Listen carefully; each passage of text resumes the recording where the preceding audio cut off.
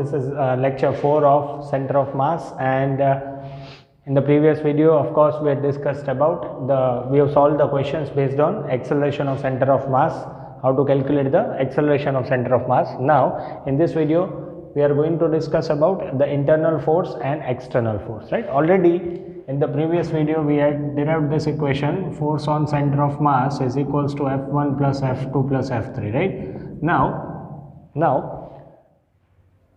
forces are being classified into two, internal forces and external forces. Internal forces and external forces. See, internal forces means the forces which are acting inside the system, which are acting between the particles of the system, right?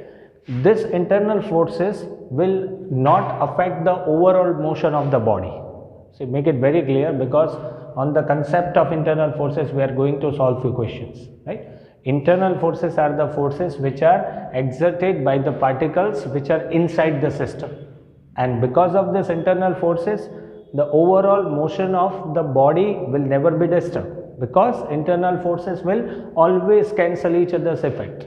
See, I'll give you one example. Suppose I have placed a container, in which I have filled an ideal gas. These are the molecules of ideal gas. Now,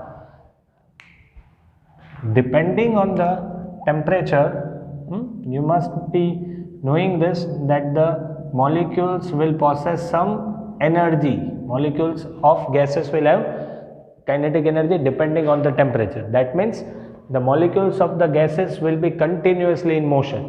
They will be moving, right? That means this molecule will be moving, say, in this direction, this will be moving in this random direction, because of the energy they are having due to the temperature. This is what I am saying, right? So these are all the forces by which the molecules are moving, but these forces are known as internal forces.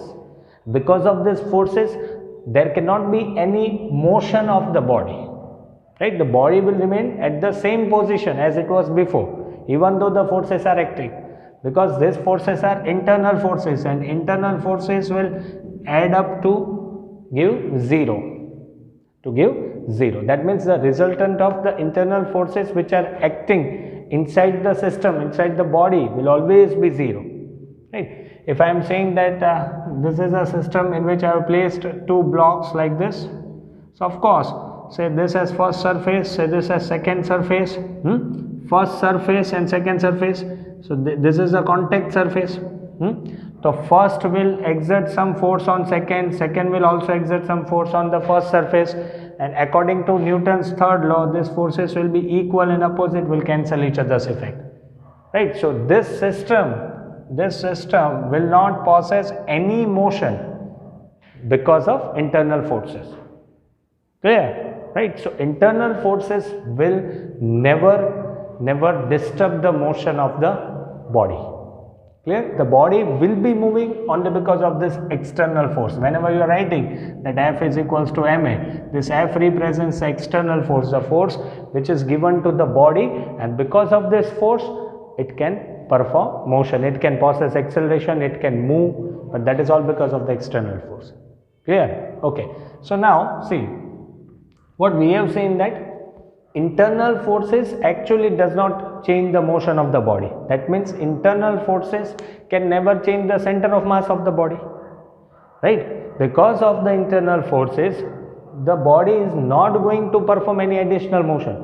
Suppose I am saying that the body is moving with uniform velocity. Even though the internal forces are acting, the body will be continuing with the same velocity. The motion of the body will not change because of internal force. If the body is at rest, the center of mass of the body is at rest, it will remain at rest until and unless an external force is not acting. Because of the internal forces, the position of center of mass is not going to change.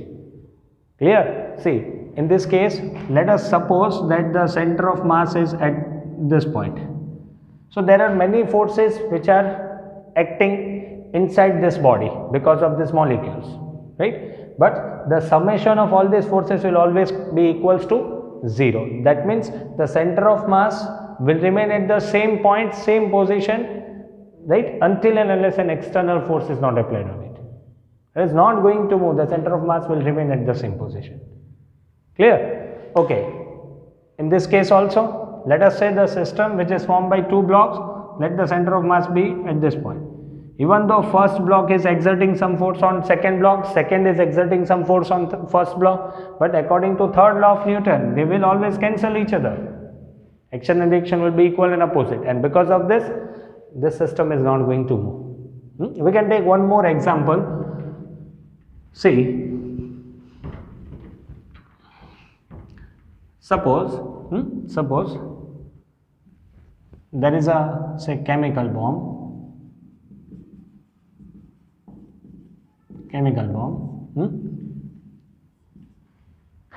There is a chemical bomb. I am throwing this chemical bomb this way, in this direction, and let us suppose that it is not exploding.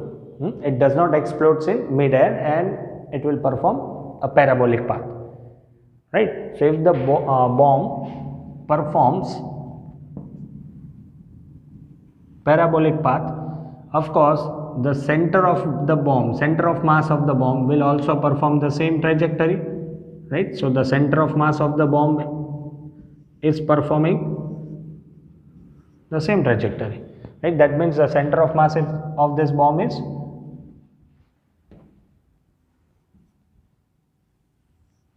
this is how the center of mass is performing the motion, or this is the trajectory of center of mass. This is how the center of mass is going to move. Now let us say that the bomb explodes in mid-air. So see, the explosion of the bomb is because of the chemical energy. The chemical bond inside the bomb must have broken, and the chemical energy must have been generated, which will be converted into kinetic energy. That means there is no external force acting on this bomb. So the explosion of the bomb is because of the internal force, right? So if you are finding the position of the fragments of the bomb, that means suppose here the bomb has been exploded. Let us say one fragment goes over here, one goes over here, one in this direction, one in this direction. Okay, so find the position of this fragment of the bomb and find, with the help of this formula, RCM equals to M1R1 plus M2R2. If you place in this equation, RCM will lie at the same point. That means what are the examples trying to say? That the explosion of the bomb took place because of the internal forces and not the external forces. So the trajectory of center of mass, the motion of center of mass will not be changed. Center of mass is going to again move in the same trajectory as went before. Before the explosion, the center of mass has performed a parabolic trajectory. After the explosion also, the center of mass will perform the same trajectory, right? The fragments which have been moved in different directions, like suppose here the bomb explodes, one fragment went here, one over here. So use the formula M1R1 M2R2 upon M1 plus M2. So that will give you this point. So the center of mass is not going to change because of the internal force. Is it clear? Right? See, the explosion of the bomb proves the same thing, that the explosion took place because of the internal forces. So center of mass, the point is not going to change.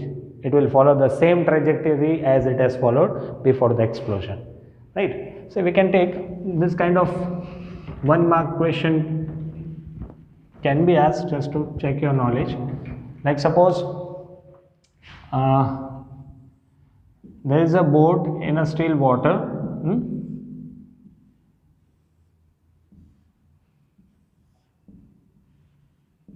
Boat is lying on a still water. One person is sitting, or one person is at the one end of the boat, and second person is over here, right? Let us say mass of this person as anything, say 50. Let us say mass of this person is 60 kilogram. Okay, so now suppose this person of 50 kilogram moves here and sits with this 60 kilogram person. So then what is the shift in center of mass. This is what is the question, right? There is a boat on a still water. There are two persons, one is of 50 kilogram, another is of 60 kilogram. Both are at different ends. Now suppose a person of 50 kilogram stands and sits with the 60 kilogram person. And what is the shift in center of mass? So then shift in center of mass will always be 0. There is no shift in center of mass because there is no external force acting on the boat. If the person of 50 kilogram have stood up and walked to 60 kilogram, that is the internal force. That is the internal force. Or there is no external force given in the question. Right? So because of this internal force, the position of center of mass, the motion of center of mass is not going to change. So shift in center of mass will be 0. Shift in center of mass will be 0. Clear? That means this proves that if center of mass is moving with certain velocity, it will continue to move with the same velocity and the velocity of center of mass will not change because of the internal forces. Clear? The velocity of center of mass will have the same value until and unless an external force acts on it. Clear? Now, okay. You can take one more example. Like suppose, say this is mass of 2 kilogram, this is mass of 2 kilogram, this is any mass of 4 kilogram, both were at rest, so the distance between them is r, right? Now both starts coming towards each other because of mutual gravitational force. Because of the gravitational force, let us say that the other forces, other stronger forces are absent, and because of this gravitational force, both these objects are coming closer to each other. Then what is the velocity of center of mass? So again the same concept, velocity of center of mass is 0 because both the objects were at rest. So the center of mass will be initially at rest. I don't know where the center of mass is actually. It will be towards heavier. So let us say over here somewhere. Right. So center of mass was at rest beforehand. And now they are coming towards each other because of the gravitational force. Gravitational force is internal force. We are not applying a force on these two bodies. That means there is no external force. There is only internal force. And internal force will not disturb the position or velocity of center of mass. That means velocity of center of mass before the start of the motion was 0. So it will remain 0. And the two objects which are moving because of only gravitational force, which is internal force, this will not affect the motion of center of mass. Clear? So in this video we have understood that of course internal mass, internal forces are there, but they will not contribute to the motion of center of mass, right? So now in the next video we will be discussing about how to calculate the center of mass of continuous mass distribution. That means, see, we had found the center of mass for this kind of objects, M1, R1, these are all the discrete masses, they are not continuous. But what if we are to find the center of mass of this kind of body? How to locate the position of center of mass? This is known as continuous mass distribution. Okay. So we will find the center of mass of this kind of body, we will find the center of mass of say any ring, semicircular ring, disc, etc. So these are all continuous mass distribution. So we will have a different method to find the center of mass. So in the next video we will discuss about continuous mass distribution. Clear?